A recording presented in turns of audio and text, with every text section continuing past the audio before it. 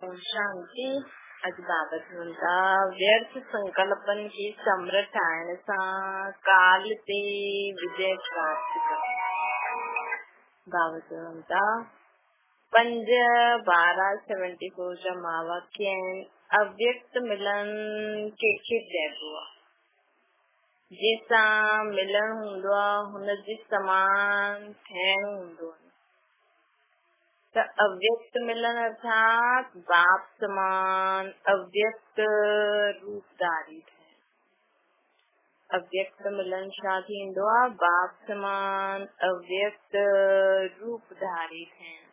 अव्यक्त अर्थात जाते व्यक्त भावनाएं छा अहिड़ा ठहिया आहियो? अव्यक्त अर्थात जाते संगी हिन देह ऐं देह जी दुनिया जी कोई भी ॻाल्हि न हुजे।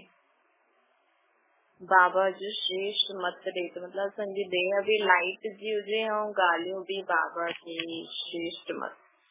छा अहिड़ा ठहिया आहियो? व्यक्त देश ऐं व्यक्त देह ऐं व्यक्त वस्तुनि जो जरा भी आकर्षण पंहिंजी तरफ आकर्षित न करे।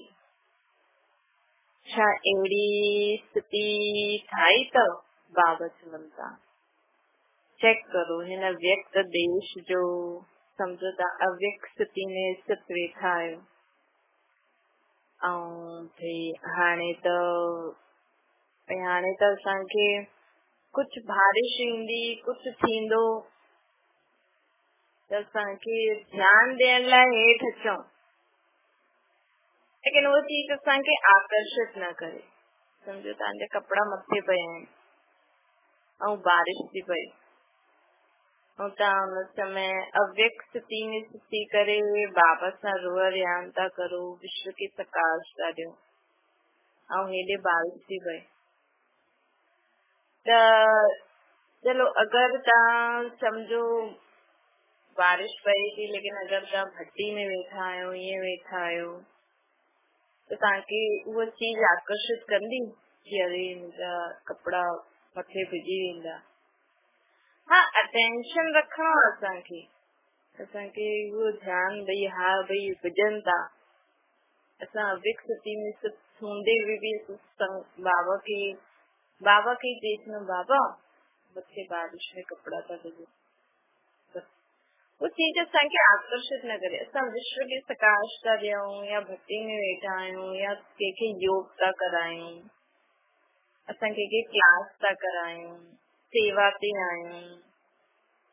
भई समझो कोई ऑफिस में कम तो करे ऐं बारिश पइजी वई, वो मीटिंग में वेठो आहे ऐं हेॾे बारिश थी पए त उहो सोचदो भई बारिश थी पए, हुनखे कपिड़ा हेॾा आकर्षित कंदा ऐं उहो मीटिंग ते ध्यानु ॾेई पाईंदो, पंहिंजे कम ते ध्यानु ॾेई पाईंदो।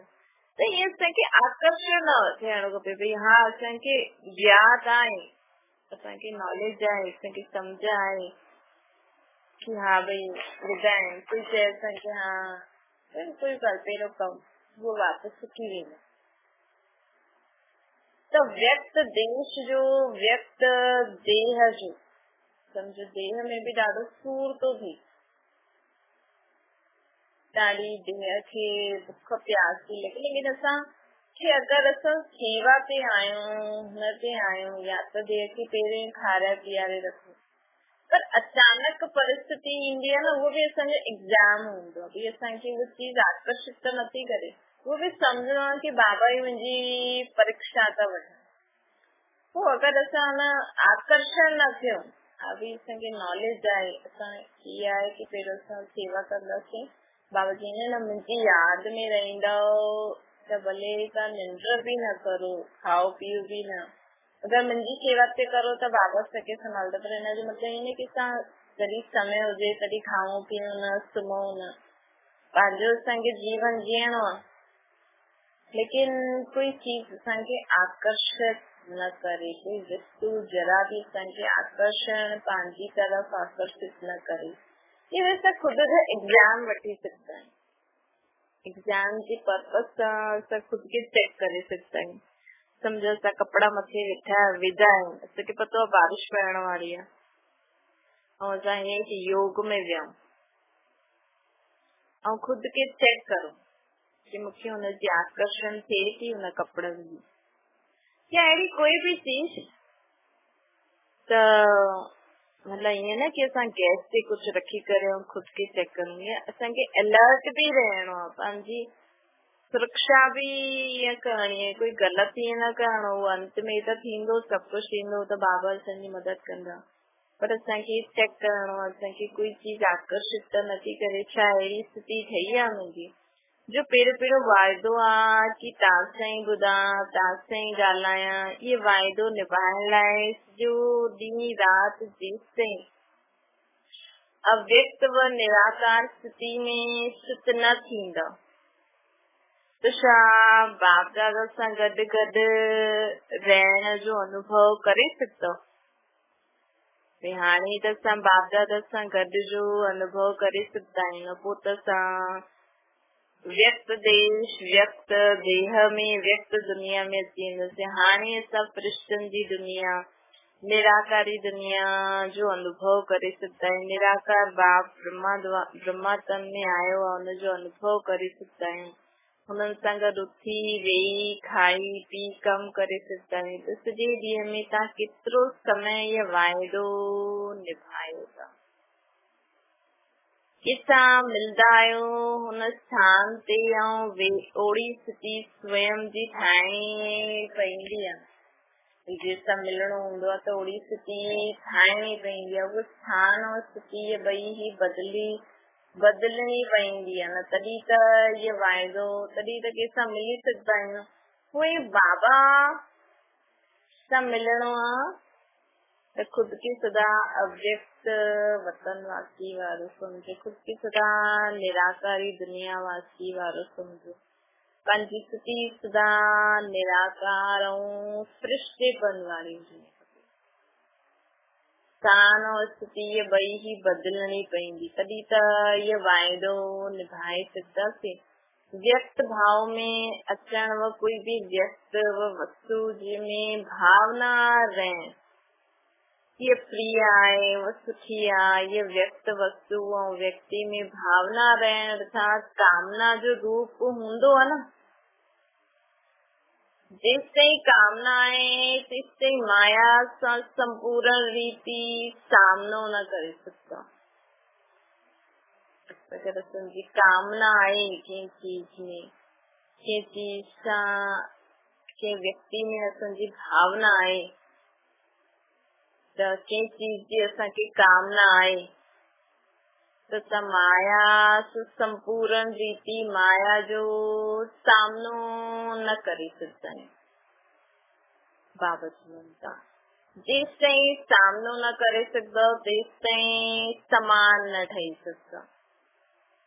जेसिताईं असां बाप दादा समान न ठही सघंदा आहियूं, अर्थात वाइदो न निभाए सघंदा आहियूं। जीअं तव्हां माण्हू चित्र में कृष्ण की सृष्टि जी ग्लोब ते ॾेखारींदा आहियो न, ईअं ई चित्र पंहिंजी प्रैक्टिकल स्थिति जो ठाहियो, अहिड़ो ई चित्र पंहिंजी प्रैक्टिकल स्थिति जो ठाहियो। हिन व्यक्त देश व हिन पुराणी दुनिया सां उपराम, हिन व्यक्त देश, हिन पुराणी दुनिया सां सदा उपराम हुजण खपो। व्यक्त भाव, व्यक्त वस्तु आदि सभिनि सां उपराम अर्थात हिन खां मथे साक्षी थी करे बीह रहो। समझो अगर तव्हां कोई चीज हुई तव्हां रखी, अगर वो के कारण खराब थी वई या उनमें पानी बहिजी वियो त तव्हां छा करे सघंदा?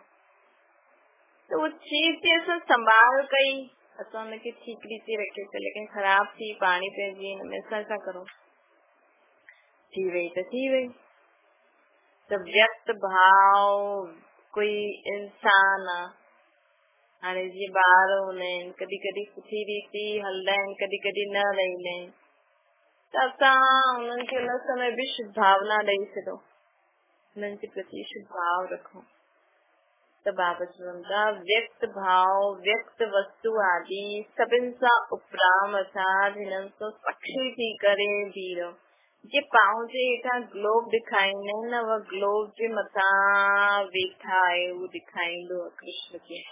असां हुनजो मालिकपन व अधिकारीपन ॾेखारींदा आहिनि। त ईअं ई पंहिंजो चित्र ठाहियो हिन पुराणी दुनिया में, जे पंहिंजी स्व इच्छा सां पंहिंजी रची हुई संकल्प जे आधार सां अव्यक्त खां व्यक्त में अचूं था।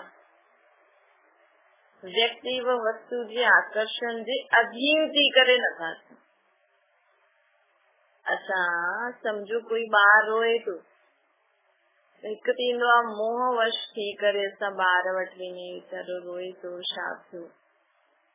हिकु थींदो आहे की असां ये सोचूं भई ये रोए तो त मां बाबा जीअं चईंदो आहे भई ॿार अगरि रोए थो त हुनखे संकल्प करो, ये रोइण प्रूफ आत्मा आहे, शांत आत्मा आहे, जिद न करण वारी आत्मा, हुनखे शुभ भावना शुभकामना हुनजे लाइ सकाश ॾियूं। त असां पंहिंजी स्व इच्छा सां हेठि आहियूं, असां पंहिंजी स्व इच्छा सां हेठि अचूं ऐं हुननि खे सुठा वाइब्रेशन ॾियो। त बाबा चवनि था हिन रीति ख़ुदा संकल्प पंहिंजी इच्छा सां असां हेठि अचूं। असांखे कोई आकर्षण न करे, कोई व्यक्ति वस्तु असांखे आकर्षण न करे, असां पंहिंजी स्व इच्छा सां हेठि अचूं, पंहिंजो कर्म करूं, वापसि मथे हली। ॿियो बाबा चवंदा जीअं लिफ्ट में चढ़ंदा आहियो त स्विच पंहिंजे हथ में हूंदो आहे न, चाहे फर्स्ट फ्लोर ते वञो चाहे सेकेंड फ्लोर ते वञो, जॾहिं स्विच कंट्रोल तां ॿाहिरि थी वेंदो आहे तॾहिं छा रिज़ल्ट हूंदी आहे, विच में लची पईंदा आहिनि। ईअं ई स्मृति जो स्विच पंहिंजे कंट्रोल में रखो, भई मूंखे हेठि अचिणो आहे या न अचिणो, न पंहिंजी अव्यक्त स्थिति सां हेठि अची करे हुन व्यक्त वस्तु या व्यक्ति सां कमु कढणो आहे न कढणो। जाते चाहियूं जॾहिं चाहियूं जेतिरो समय चाहियूं पंहिंजी स्थान खे व स्थिति खे सेट करे सघूं। जीअं बाबा संडे वारी मुरली में थी न कि ॿार हेॾे होॾे हिलदा डुलदा रहनि, हिन लाइ एकाग्रता जी शक्ति असां में हुजणी खपे, दृढ़ता जी शक्ति हुजणी खपे, निर्विघ्न स्थिति में स्थित रहूं। अॼु बि बाबा हिकु स्थिति में स्थित थियण लाइ चई त हीअं असांखे न इहे चेक करणो आहे। ऐं अहिड़ी भई तव्हां बाबा खे यादि करण वेंदो न त कोई ॻाल्हि थींदी ई रहंदी आहे। त हुन समय असां इहे सम्झो इहो सम्झो एग्ज़ाम आहे, हिन समय असां हलचल में न अचूं, सम्झो इहो सम्झो एग्ज़ाम आहे, असां हलचल में न अचूं। असां चाहियूं त हेठि अचूं न त मथे ई वेही करे सभिनि खे सकाश ॾींदा रहूं। जॾहिं चाहियो जाते चाहियो जेतिरो समय चाहियो हुन स्थान ते पंहिंजी स्थिति खे सेट करे सघो। छा अहिड़ा अधिकारी आहियो छा काल ते विजय प्राप्त कई आहे? काल अर्थात समय, त काल ते विजय ठहिया आहियो? अगरि पांडव सेना जी शक्ति सेना जी ये स्टेज अंत में ईंदी तो साइलेंस पावर पे साइंस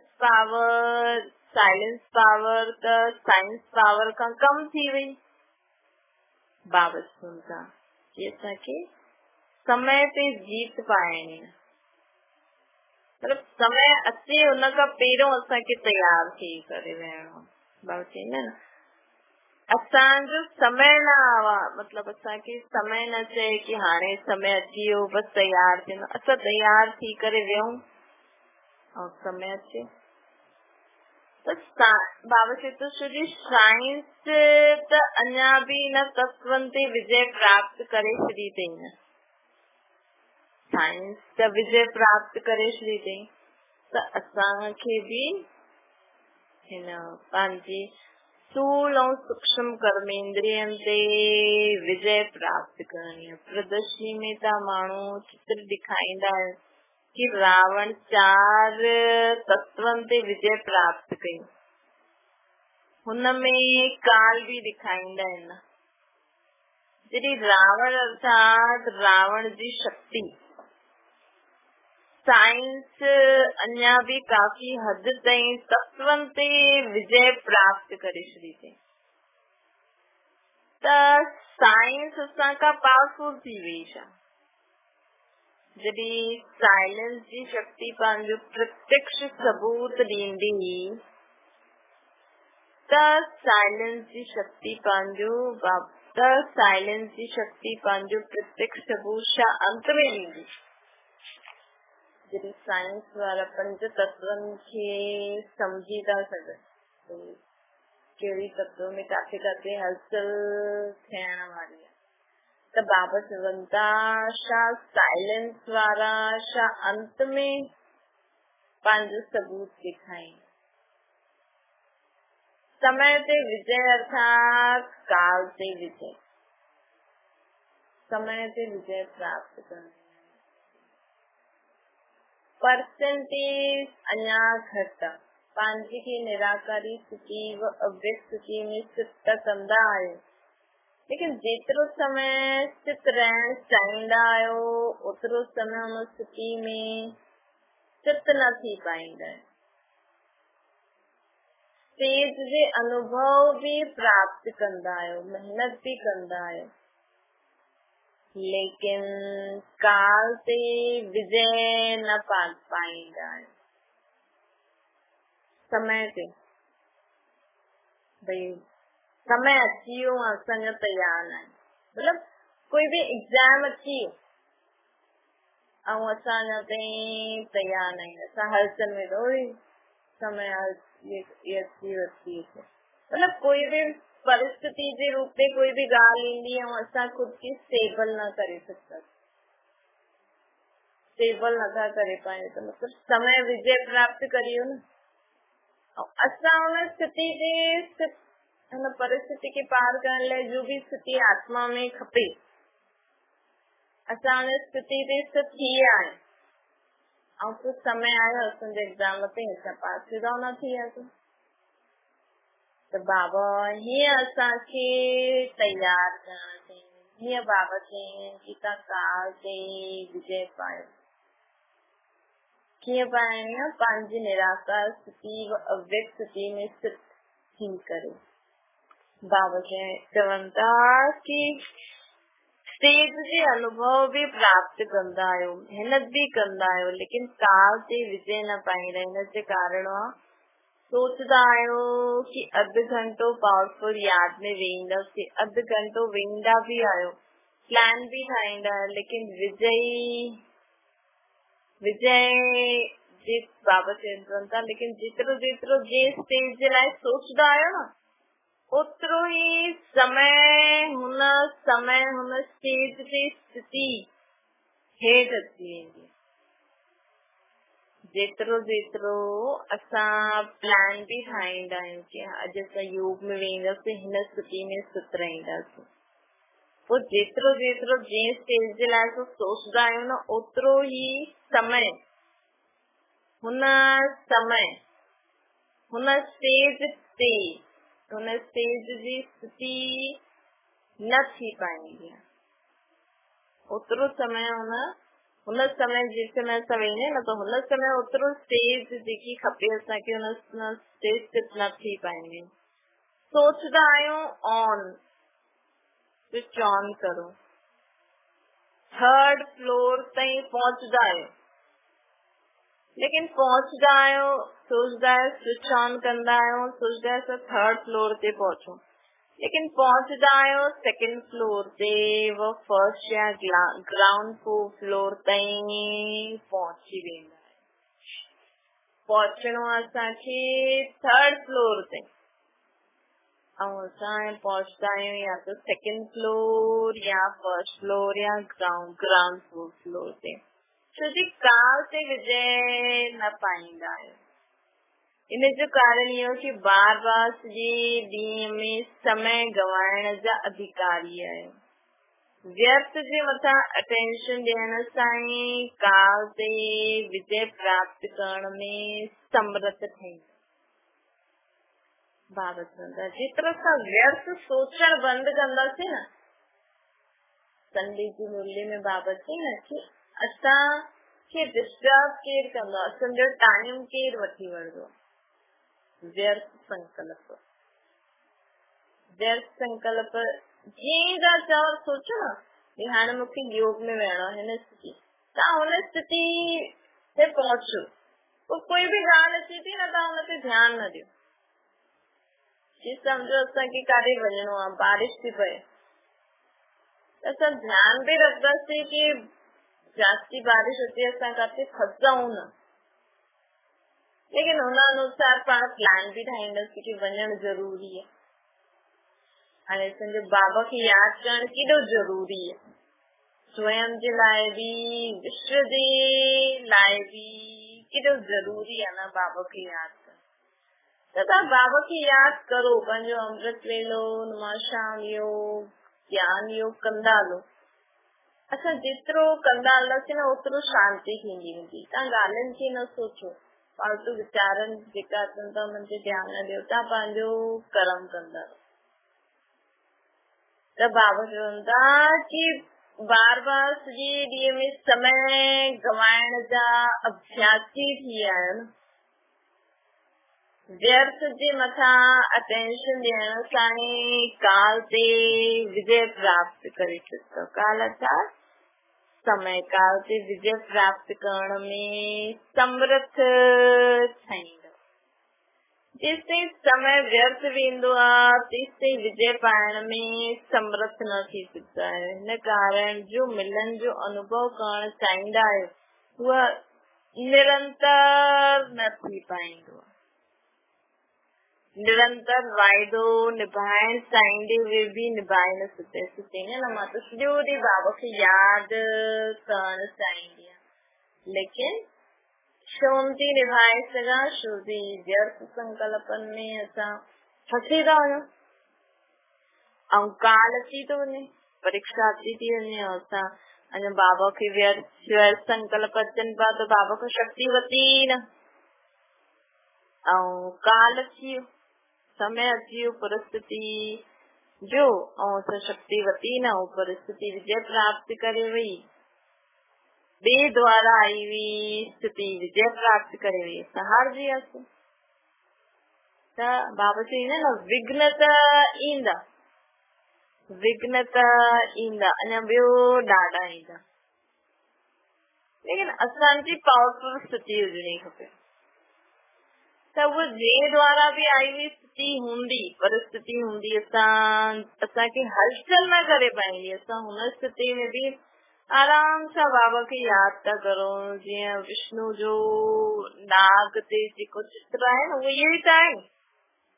अर्थात इहे नाग जहिड़ा अलॻि अलॻि स्वभाव संस्कार वारा माण्हू हिन सृष्टि ते असांजे जीवन में विघ्न परेशानी असांजे संबंध संपर्क में ईंदी हुई बि असां आराम सां बाबा खे यादि था करूं, ज्ञान जो मनन चिंतन था करूं।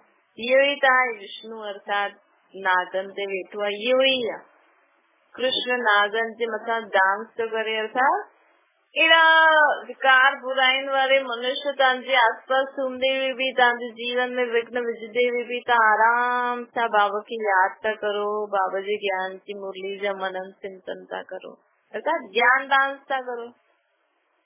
ॿियो छा, इहे त आहे कृष्ण नाग ते डांस थो करे, विष्णु नागन ते वेठो आहे, ये संजी आत्मिक स्थिति आहे। त दुनिया में जेतिरा बि चित्र ठहियल आहिनि उन्हनि जो अर्थ इहो ई आहे, बाबा जेको असांखे ॿुधाइनि था। त हाणे पंहिंजी तकदीर जी तस्वीर सर्व तत्वनि ते ऐं काल जी सदा विजय जी ठाहियो। सर्व तत्वनि ते काल ते सदा विजय जी ठाहियो बाबा। एड़ी तकदीर जी तस्वीर केड़ी ठाणी है बाबा जी सत्यो रावण मनाए दशहरो मनाए था पंजी न पंज विकार रावण जा पंज विकार इन पंच तत्वन ते विजय प्राप्त करण ही सत्यो दशहरो मनाए पंच तकदीर जी तस्वीर सर्व तत्वन ते काल ते सदा विजयी जी ठाहियो आहे तकदीर जी तस्वीर कहिड़ी ठाहिणी आहे पंज तत्वन ते काल ते सदा विजय जी ठाहियो बाबा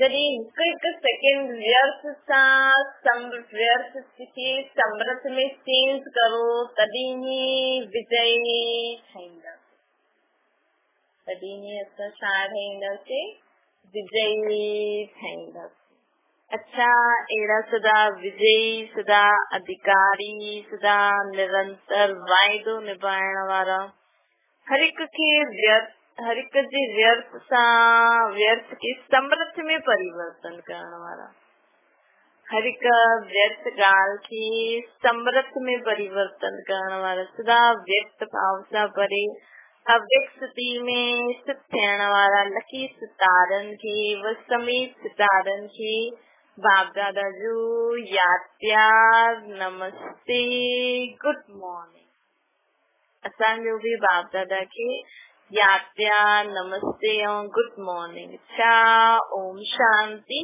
बाबा की याद करो